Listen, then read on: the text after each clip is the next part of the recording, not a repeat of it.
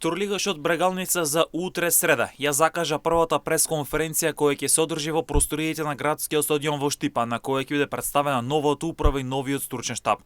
Клубот ќе има комплетно нов лик, а на првата пресконференција ќе биде представено новото раководство на клубот.